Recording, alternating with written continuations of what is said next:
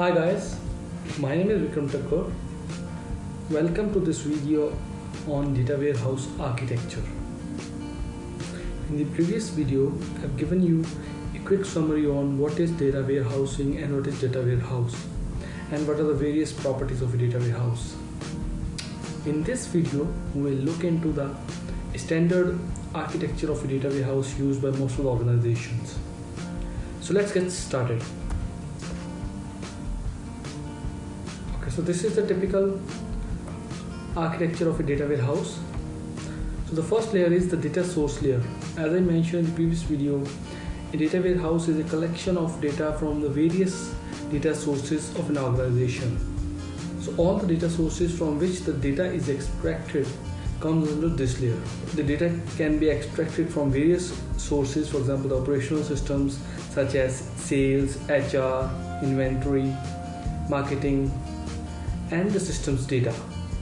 Similarly, data from ERP systems such as SAP and CRM systems such as Salesforce, data from web server logs, third-party data such as the market search data, the survey data. So all these data come under the data source layer. So the data is extracted from a data source layer into a staging area using the ETL tools. So ETL stands for extract, transform and load. The first step is to extract the data from various data sources into a single staging area using the ETL tools. Having one common area for all the sources makes it easier for the subsequent data processing and data transformation. So once the data is extracted into a data staging area, the next step is to load the data into a data warehouse. So before loading the data, all the data that is extracted into staging area is actually cleaned and transformed as per the user requirements. In the data warehouse, basically there are three things. One is the metadata, second is the summary data, and third is the raw data. The metadata is basically a data about data. It is one of the most important aspects about the data warehouse. It helps the data warehouse analyst to identify and find out what data is in the warehouse and where it is actually stored, so that they can use that data effectively and efficiently to find out the information that they require. The third part of the warehouse is the summary data, which actually forms the part of the data which is going to be queried to get the information.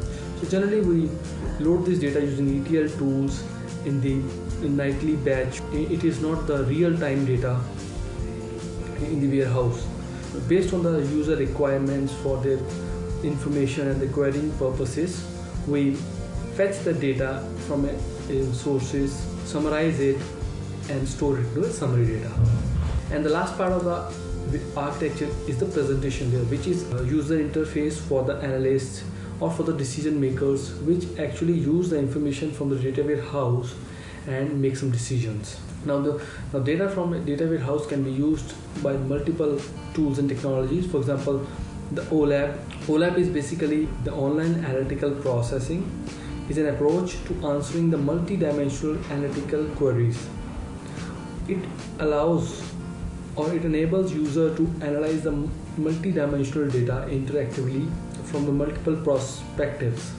OLAP consists of three analytical operations: the consolidation, it is also called the roll-up, drill down, and the slicing and dicing.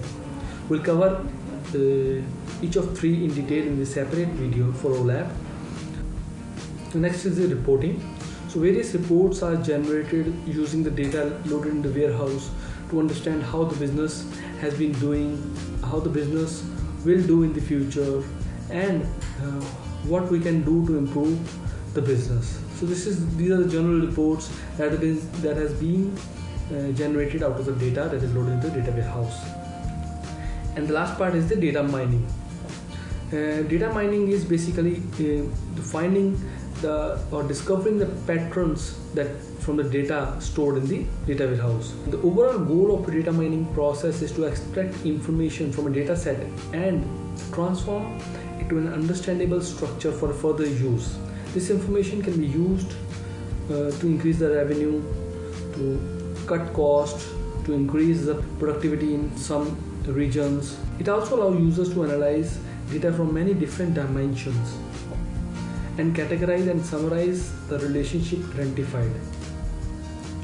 Technically speaking, data mining is a process of finding correlation or patterns among the feeds in a large relational database. So this is a typical data warehouse architecture. Let me know if you have any queries on this. Hope you guys have liked this video. If so, please hit the like button or subscribe to my channel for the future videos. Thank you.